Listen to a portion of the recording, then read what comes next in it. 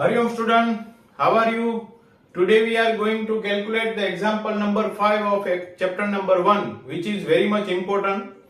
Sometimes students know the answer, but they don't know how to write. So here we calculate the sum in the easiest way. They given in the question that three charge Q1, Q2 and Q3 all have the equal value Q. So we put the value of Q.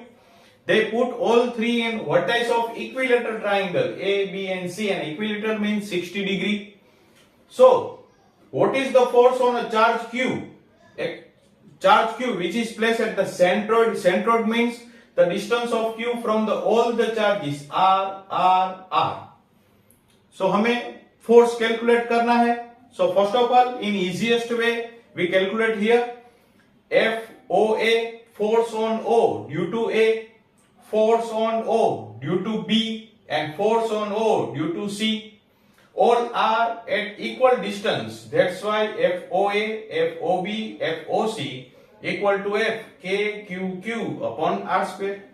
Now, the resultant force between FOB and FOC, as we know that there will be the angle between two vector is 120, and if 120, then the cos 120 is minus 1 by 2.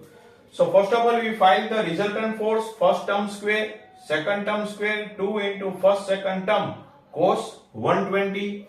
So F square 2F square cos 120 minus 1 by 2. 2 cut, plus minus minus 2 minus 1 F square, and we get the value of F, and which is in up direction. So it is plus j caret, and the another force on O due to A, which is in downward direction.